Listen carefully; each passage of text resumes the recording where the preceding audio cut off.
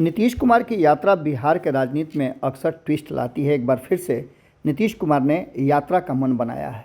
इस बार वो यात्रा पर 14 जनवरी के बाद निकलने वाले हैं और बिहार के मुख्यमंत्री नीतीश कुमार अक्सर यात्राओं पर निकलते रहते हैं। राजनीतिक सामाजिक यात्राओं के बादशाह कहे जाने वाले नीतीश कुमार एक बार फिर से यात्रा पर निकल रहे हैं। इससे पहले भी कई बार वो यात्रा पर निकल चुके हैं।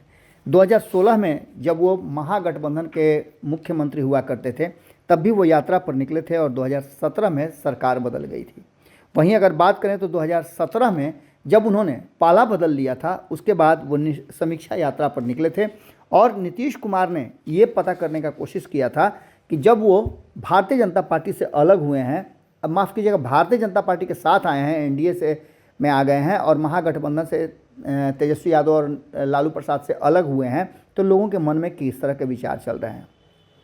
वहीं अगर बात करें तो 2020 में भी चुनाव जीतने के बाद नीतीश कुमार ने एक समाज सुधार यात्रा की थी और समाज सुधार यात्रा में उनके मन में जो बात आई, अंतरात्मा की आवाज़ उठी और इस आवाज़ से वो 2022 में फिर से पाला बदल देते हैं।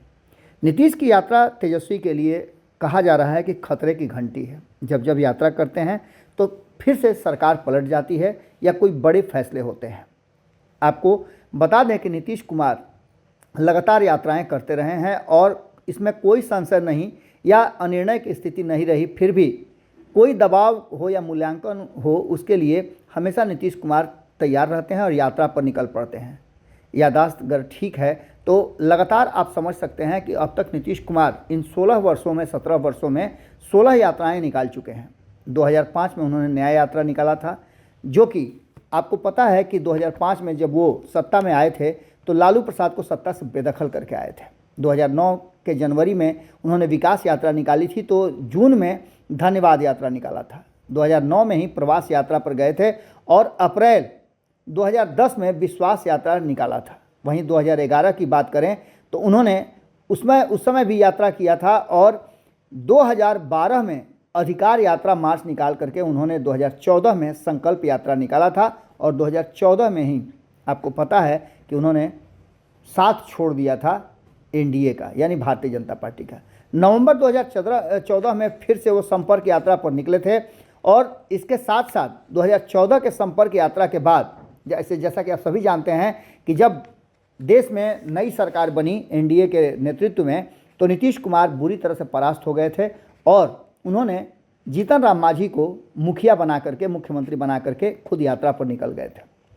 इसके बाद 2019 में उन्होंने जल जीवन हरियाली यात्रा निकाला था। आपको पता है कि बिहार की जनता को जब 2015 में जल जीवन हरियाली नाम की योजना उन्होंने दिया था, उसके बाद से जब वो आए एक बार फिर से भारतीय जनता पार्टी के साथ, तो उन्होंने सत्ता में भले ही केंद्र में नहीं आए, लेकिन 16 सीटें जीतने के बाद जल जीवन हरियाली यात्रा उन्होंने किया और बिहार में अपनी पकड़ मजबूत करने का पूरा प्लान रच लिया था। इस बीच आपको बता दें कि 2021 में भी समाज सुधार यात्रा के लिए निकले थे और फिर यह यात्राओं का सिलसिला उनका जारी रहा। 21 में जब निकले थे यात्रा में, उसके बाद से 2022 में उन्होंने फिर से पाला बदल लिया। अब राजनीतिक गलियारे में नीतीश कुमार की इस यात्रा से कई तरह के सवाल तैर रहे हैं।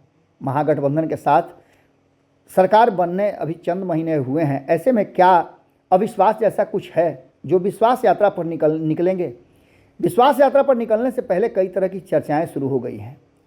इधर हाल फिलहाल में कोई चुनाव भी नहीं है, चुनाव जीते 2 साल हो गए हैं और इन सारी बातों को लेकर के धन्यवाद यात्रा निकालने का मकसद क्या है? यात्रा के पीछे के मकसद को जानने की सभी में उत्सुकता है।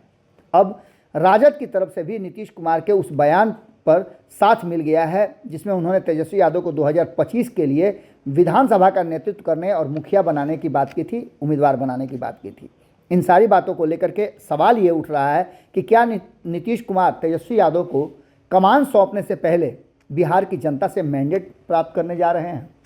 इन सारी बातों को लेकर के एक बात और मजबूती से सामने आ रही है कि प्रशांत किशोर ने ये बात कही है कि अगर नीतीश कुमार को 2025 में देना है तो उससे पहले अभी ही दे दे तेजस्वी यादव को, जिससे कि बिहार की जनता को पता चल जाए कि तेजस्वी यादव किस तरह के नेता हैं और बिहार को कैसे चला सकते हैं।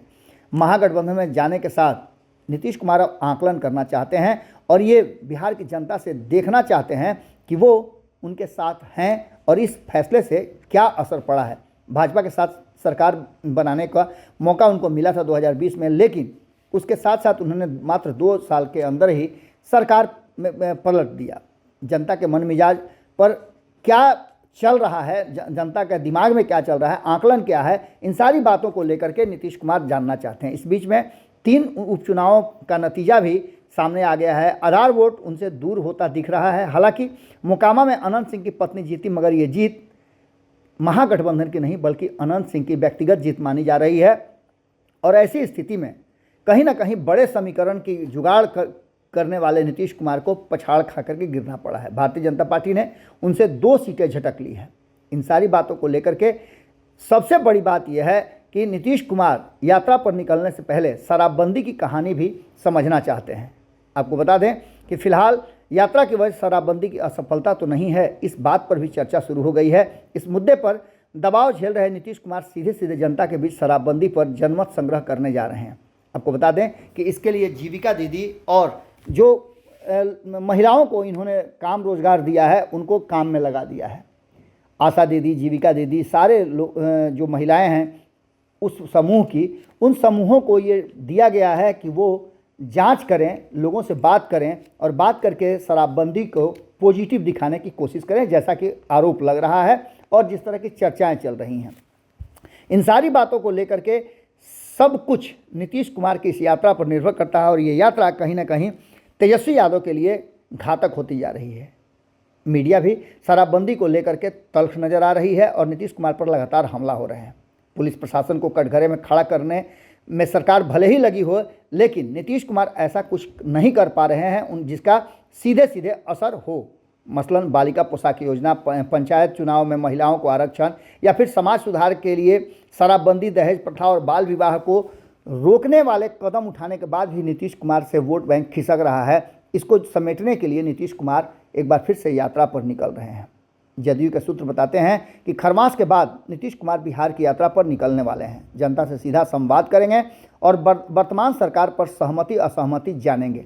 इसका सीधा मतलब आप समझ सकते हैं कि ये तेजस्वी यादव के लिए कठिन घड़ी है और तेजस्वी यादव के साथ आने के बाद 2 सीटें हारने के बाद कहीं ना कहीं नीतीश कुमार अब आकलन करने निकले हैं, तो इसका एक अलग मकसद और मतलब निकाला जा सकता है। भाजपा के तरफ से जो लगातार बयान आ रहे हैं उसमें कहा जा रहा है कि नीतीश कुमार ने जब जब यात्रा शुरू की है तब तब बिहार में राजनीतिक जो कहा जा रहा है कि परिवर्तन हुआ है और एक बार फिर से नीतीश कुमार यात्रा पर निकल रहे हैं, तो ऐसी स्थिति में तेजस्वी यादव को अलर्ट रहने की ज़रूरत है। अब देखना दिलचस्प होगा कि नीतीश कुमार की यात्रा जब समाप्त होती है तो क्या कुछ लेकर के आती है। लेकिन इतना मान के चलिए कि तेजस्वी यादव के जो टीम है उस टीम को इस यात्रा पर पूरी निगाह बनाई हुई है और उस टीम को इंतजार है कि नीतीश कुमार इस यात्रा से क्या लेकर के आते हैं। हालांकि तैयारी तेजस्वी यादव की तरफ से भी है कि अगर नीतीश कुमार ऐसा कुछ करते हैं तो फिर कैसे सत्ता में बना रहा जा सकता है, उसका जुगाड़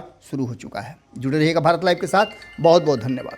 अगर ये वीडियो पसंद आई और वह बिहार के राजनीति और बिहारियत से सरोकार रखेनी तो सब्सक्राइब बटन दबा के चैनल के सब्सक्राइब कर ली। ओजे एगो घंटी बा, ओकरा बटन दबा देला से कुल सटीक और मारक खबर रुआ मुफ्त में मिल जाई। अगर रुआ पत्रकारिता के हमनी के नया प्रयोग में सहयोग कर चाहतानी तो ज्वाइन बटन दबा दी। पेटीएम नंबर नोट कर ली 9386816700। धन्यवाद।